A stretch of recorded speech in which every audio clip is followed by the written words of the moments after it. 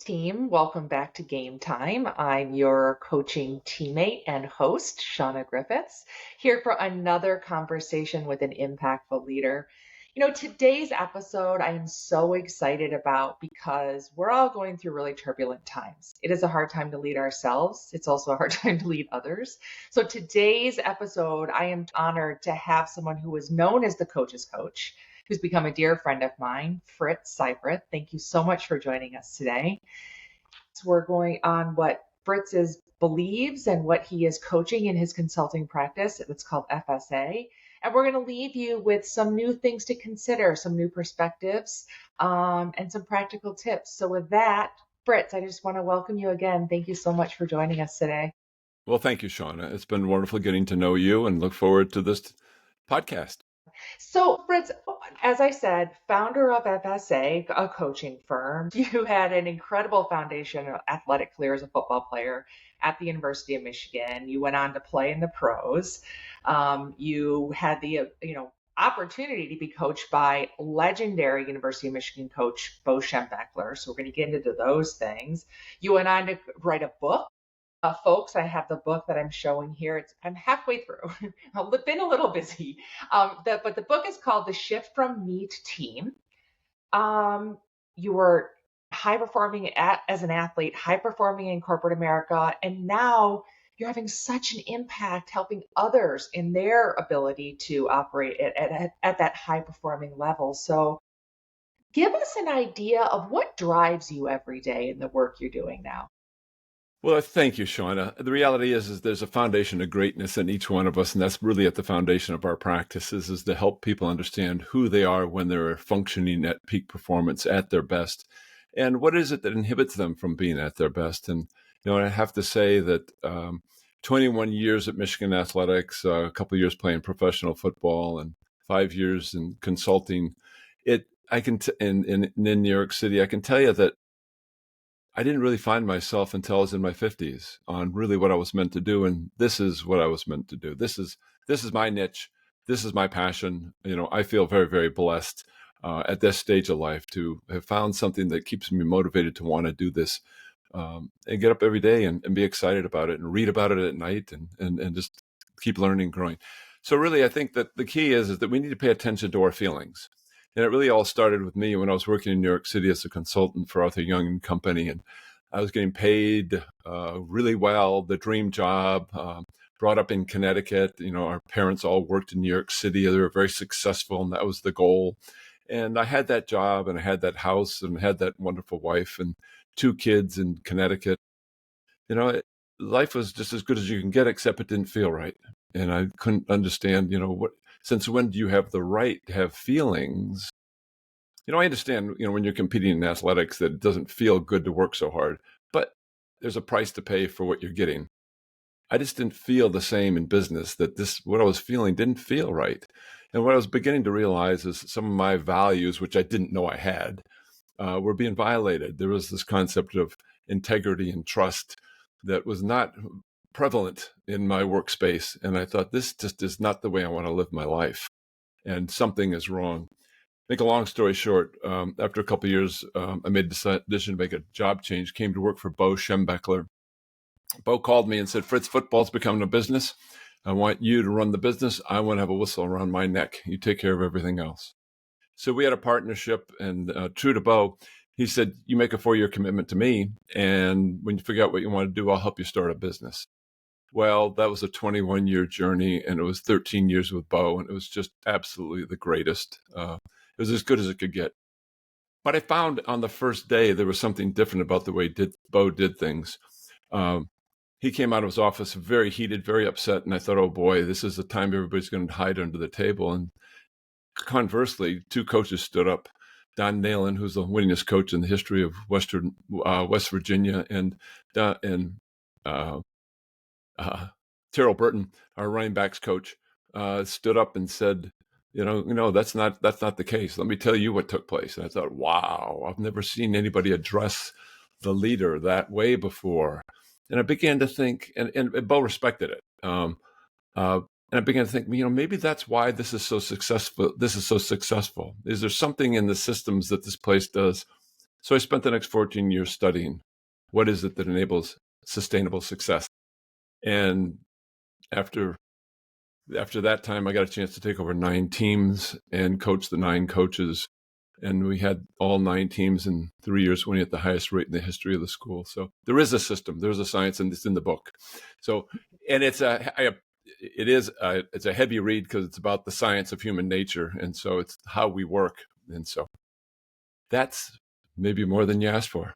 No, it's wonderful. Thank you so much. But to your point, it's a science of it. And so then you're looking at how people behave, which creates that impact. And it's so important for leaders, especially right now, I think, to be keeping these things in mind because when we have so much going on, there's such high volume on all channels, air quotes, it can be really hard to be present as a leader and we can react instead of more of a purposeful intentional taking of action. And so just that element of behavior, we want our goals to align with our values. We want our goals to align with what we say we're going to do as well. So I'm just really glad that you said those things. I think it's really important. Well, I think it fits into our challenges today in that I have to go back that when I was writing the book, I hired an editor to help me put it together. And he said, Fitz, do you really understand what you're saying in this book? I said, yeah, that there's a way to be successful. He says, no, you need to be sensitive to people's feelings. All you're talking about is how you're impacting people's feelings. And that we need to understand that there's a cue in why we take action, and it stems from our feelings. So how do we make people feel? And in this time of chaos in the world, the thing we need to do more than anything is care for ourselves and care for each other. There's some things that are out of our control that we have no control over that we need to let go. But as we can care for each other and look out after each other, we need to do so. And so leadership today, more than ever, is being challenged to how they demonstrate caring. And COVID gave us a wonderful wake-up call where we got a chance to care for each other and had to trust each other because we couldn't be together. So we had to trust that people would do their work. The challenge has been now people want to see you, to trust you, and people are kind of revolting against that, saying, you trusted me then, you don't trust me now. And in our book, we share that trust and caring are the 2 most powerful values we can possess.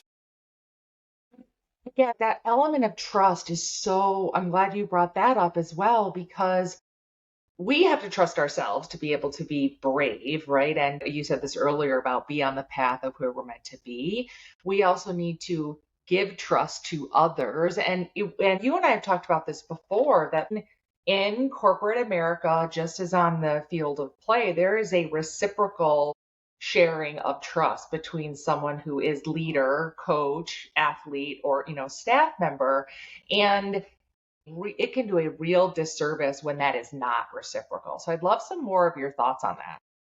Yeah, one of the things that we find is when people get control, well, let's just say one of the things that we have to be careful of is that as we see in other people, we're seeing through our lens of our eyes of who we are. And so if we don't really trust ourselves very much, we're not going to trust anyone else. And especially if we don't see them, we're not going to trust them. And so the idea is that trust is something we have to give. And trust is a discipline. It's about our integrity of who we are. Are we honoring who we're meant to be? And yes, we're human and we make mistakes and we need to forgive ourselves. But trust is something it's non-negotiable. And interestingly enough, vulnerability is one of the key components of trust, which goes against a lot of young leaders' understandings of what leadership looks like, because they see the charismatic, dynamic person who's out in front leading the way that seems to have all the answers, and that's what I'm supposed to do. And when they try to do that, let's put it this way, even those who are charismatic and dynamic are insecure. And so those of us that try to be somebody else are really insecure. And so we just make it worse when we try to be somebody that we're not meant to be. So the idea is care and be vulnerable as a leader, and things get better. It's about caring enough to let people feel that their life is valued, that they make a difference. Give them a chance to demonstrate to you that they care. We interview thousands of people in our organizations to try to understand what's at the best of them and what's the best of the organizations. And we've never had anybody say they just want to see how average they can be today. We're just not wired that way. Let people go. Let them go, and they'll shock the hell out of you. It's so true. When you were saying that, I actually thought back to the sports analogies, right? Because actually, a coach in athletics does so much to prepare the team for the game. And generally, when that coach does exactly what you just said, is you let them play. When it comes game day, you've done everything you can to prepare them. Then that's why there's in basketball a floor general, in football. That's not my sport, but whoever that is on the football field, the quarterback perhaps. But it is, you have to be able to have that mutual trust and respect, which I know is Yes. another key element of your belief system, in order for that team to be able to go out there and like let them go, let them run their plays and get that. I think that's when more of that flow can be happening. I believe that the more we try to control, that actually restricts that natural ability for the team to work together and actually function like an organism almost. Yeah. Yes, and that's one of the reasons that creating a shared culture, and one of the things we try to do in organizations, and you'll see it in the book, is to come up with a shared culture. Why are we doing this in service of what deeply meaningful vision? What's our purpose today that's going to serve us moving toward that vision? And how do we work together? What are the values we use? These are very trite terms that everybody kind of uses is, yeah, we have that. Well, I can assure you that 85% of American companies don't have it. They do not have it. They have it on their letterhead and they have it on the website, but they do not live it. As a matter of fact, I was in a meeting yesterday with an organization who said these are our values. Then they went into the document and talked about a set of values that were completely different. Wow. It's like, come on. You already said what you stand for. Why are you creating another set? Mm-hmm. Let's be consistent.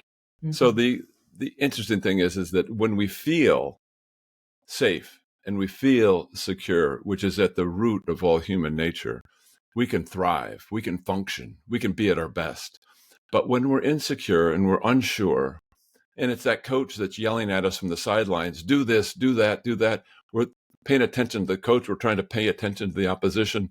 We're not on our game. It doesn't work.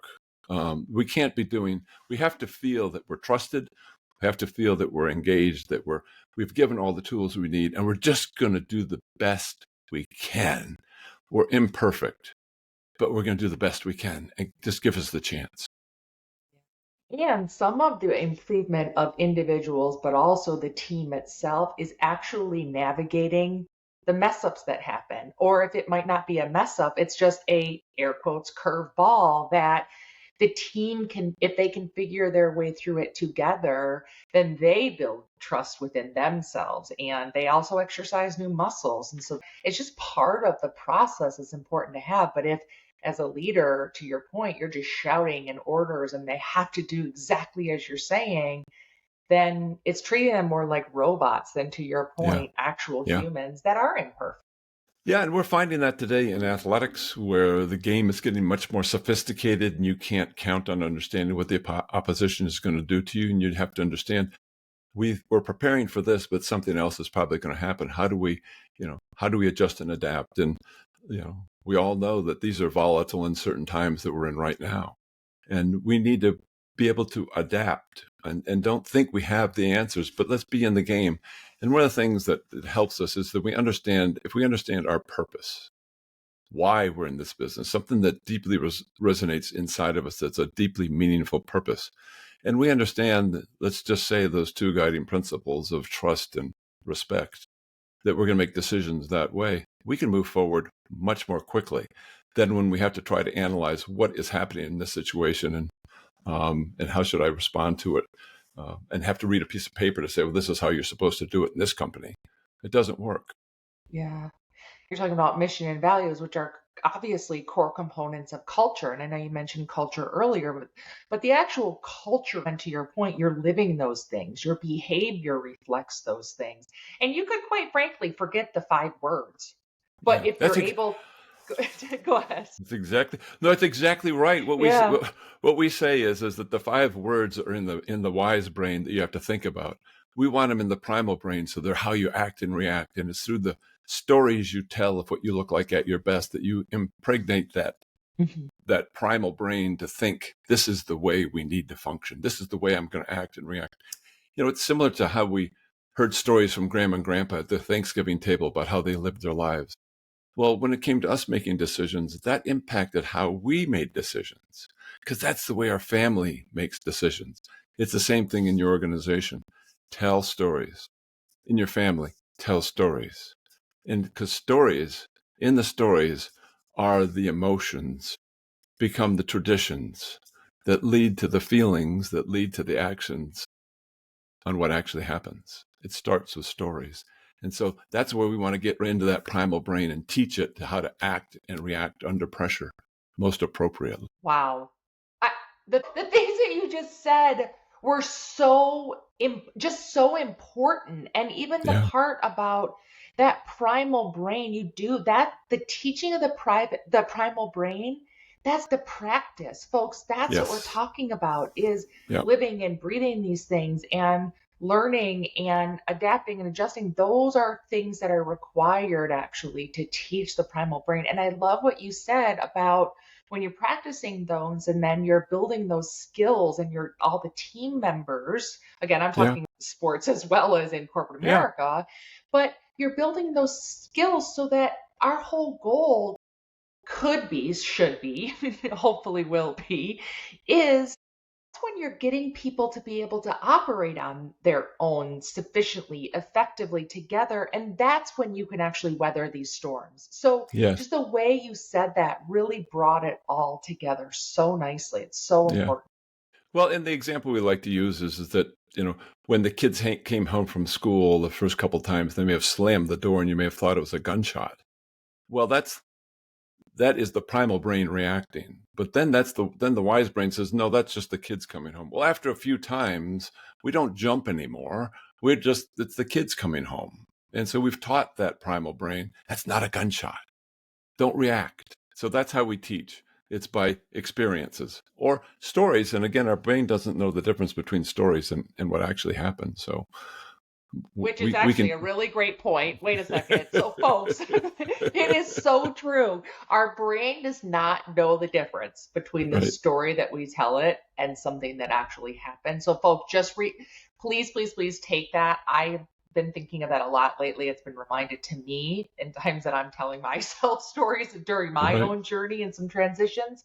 It is so important. That becomes, we are teaching our brain that that's the experience. And so that's when we Yeah. can actually get in our own way and make it harder for ourselves every day. Yeah. One of the things we have found in our work that I think your listeners would be interested in knowing is that as we go into cultures, and this is, we've done hundreds of organizations now, that our findings are, and it's been supported by the people I work with at the Ross Business School, that 20% of the people we go in when we clarify the culture, they can't live any other way. They are wired to live their lives that way. But there's another 20% that want nothing to do with that set of values or that purpose. Either they're self-centered or they can't be trusted or they're disrespectful people. Something doesn't fit.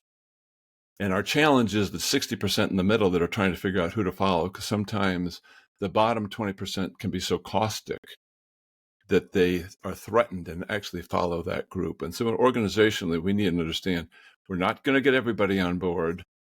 And hopefully over time, we can weed out people.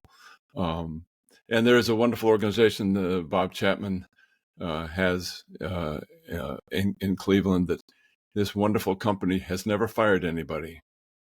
But I can tell you that their people root out the people that don't belong. Mm. People know they don't fit. That 20% that doesn't belong knows it. And if they've made a mistake, those people leave. And so you have 80% wanting to do the right thing, and it flows. And I've been hugged by some 50-year employees who said this company has never been this good. We've gotten better every week since you came on board to help us figure out who we are. And so it's exciting to be able to help people become who they're meant to be. Yeah, definitely. So tell us, so what does it look like when your team gets involved with FSA, your organization, when you get involved with organization? I want them to get an idea of what that looks like to work with you. Yeah. So again, it's believing that there's a foundation of greatness in everybody. We'll help organizations on their organizational challenges, whatever it is. But the fundamental things that we wind up getting to help people that really get to the root of the issues eventually is there's a foundation of greatness in each of the leaders, and it's working with the leaders to understand that there's greatness in them. Let's understand who you are as a person. What are your values? What's your purpose? What's your vision? What are your competencies? Let's get a foundation in place so you feel good about yourself and you feel secure, and you don't feel you have to have all the answers. You just may be responsible for the answer, but the answer can come from any place. Your signature may be on the line, but it doesn't have to be you that comes up with the answer. So let's find out what you're really good at and where you need help. And so you feel good about yourself. This is a 6-month, 18-month, 24-month process, because getting to know ourselves is a very easy process, but it requires us to stop doing things we did yesterday and start doing things that more honor who we're meant to be. And we like to say behavior is just how you've learned to act to be successful to date. It's not who you are. Your behavior is not who you are. It's just how you've learned to be successful so far.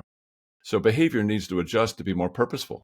So if I want to be purposeful, how should I act and react under pressure in the future? And again, that's that wise brain teaching the primal brain that in these situations, I need to be smarter. I need to be more thoughtful. I need to slow down. I need to find some cue to change the way I do things.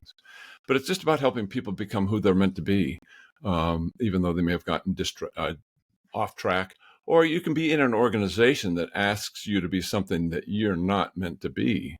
And it's not a good fit for you. You will not. We like to say that not every plant is meant to thrive in every garden. And it doesn't mean it's a bad plant or a bad garden. They're just not meant to be together. And it's okay. But let's help people thrive. Now, what we do for organizations is exactly the same thing. It's just a lot more complicated because you've got a lot of people. And we want, if it's there's 1,000 people in the organization, we want to get a representative group of those people together that feel that they've all been heard, and that what we've created in a set of a vision of purpose, set of guiding principles and our competencies, that they understand. Yeah, that's who we are. Yeah, I really like that.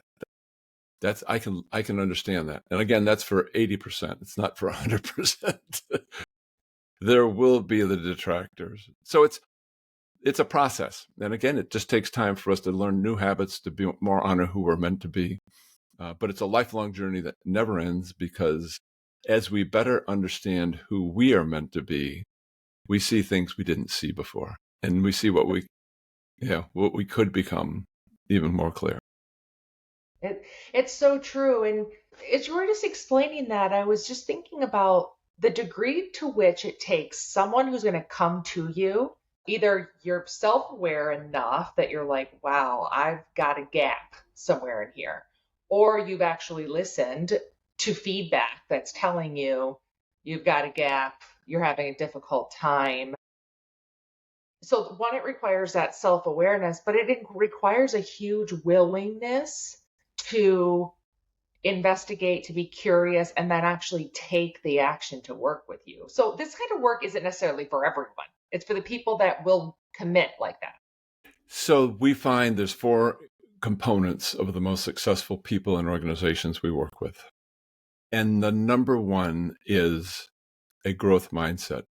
They're passionate about growing and learning, becoming better tomorrow than they are today. We like to say that if the FedEx man walked in the door and knew what you were trying to accomplish, he might have an idea for you, and you'd listen to him, because it's so clear where you're trying to go and what you're trying to accomplish. The second thing is that we have a servant purpose. This world is a closed system, and we have to put more into it than we take out of it. 85% of American companies are in this world to take and not give. And that's a problem. We've taught the young people that it's about how much you can get, not how much you can give. And we need to understand that's not sustainable. We can't keep taking from, whether it be the environment or the economy. We can't keep taking and have it survive. We have to give more than we take. So that's the second one. The third is that you can be trusted, that you're somebody that has integrity, honesty, responsibility. And the last is that you're a caring, respectful, empathetic, compassionate, loving person. Those four things each require humility. Humility is the key to exceptional people and exceptional leadership. We must be humble enough to say, I don't have all the answers. You're better than I am. I need your help. Could you help us? And we like to say it's a challenge for us to see organizations struggling that don't ask for help and think they have the answers. But we like to say leaders just don't know what they don't know. They know what they know. They think they're doing the best they can. There's just a lot of things leaders don't understand and don't know that could make them so much better. But because of they get paid or their title, they think they're supposed to have come in with all the answers. And none of us have all the answers. Especially during times like we're facing, very turbulent times in business overall. Also with what we're facing as humans, just in our everyday lives, right? So it does create a very almost high volume environment in which we all are asked to show up to work every day. So Yes. all of what you're saying is so important right now. And my point about this is during these times, is it's actually this historic moment, right? So for us to think as leaders that we can figure it all out, we can figure it out ourselves is actually just unrealistic. Like, how are you supposed to solve some of the biggest problems we've ever had or challenges all by yourself or just with a very small group that's so insular to the organization? This is the time to actually lean into resources to help create the solutions to get through this time. Yes. Well, you're exactly right. One of our challenges is our ego never leaves us. We always have our ego. And unfortunately, with our title and our position and our pay, we think that we are supposed to have these answers. And, this week's blogs are on the power of how we get our values get warped and we get to think we're better than we really are with the more power we get. And so it's very natural. It's a very humanistic thing that the more power we get, the more we think we're really good because people are not correcting us because they're afraid to correct us. And so we actually think we're good and we're better than we really are. And so it's one of the fallacies of leadership is that we don't hear the bad things. We don't hear we don't get the correction that we used to get. And so we actually think we're pretty smart. And we're not as smart as we think we are. And we're smarter together most of the time. I'm glad that you mentioned your blog because folks in the audience, again, we've mentioned Fritz's book titled The Shift from Me to Team. Fritz also, you can follow Fritz on LinkedIn. He puts out blog articles. One recently I remember was about like core values. Another one was about when behavior of a leader gets off and what happens in those times. So folks, some of what we're talking about, being open to it and willing is one thing, but it helps to have this, well, what are the topics I should be further investigating? So I'm referencing this so that you can, tap into the resources that Fritz does put out. If you're interested, definitely reach out to Fritz to have a conversation about how he can help you and your team with your, pursuit of who you're meant to be and that ultimate performance. And so, Fritz, as we're closing up here, are there any things that you want to make sure that we leave with the audience, just some perhaps tips, guidance, or perspectives? Well, I think one of the fundamental things that enables this, us to live the energized life we're meant to live is the concept of positivity. We can bitch and moan and complain about the problems we have, but the reality is gratefulness has proven to extend livelihood, that people live longer lives our muscles work better, our brains work better, we stay healthier, we don't get sick as often when we have a positive attitude and we're grateful for what we have and we're not complaining about what we don't have.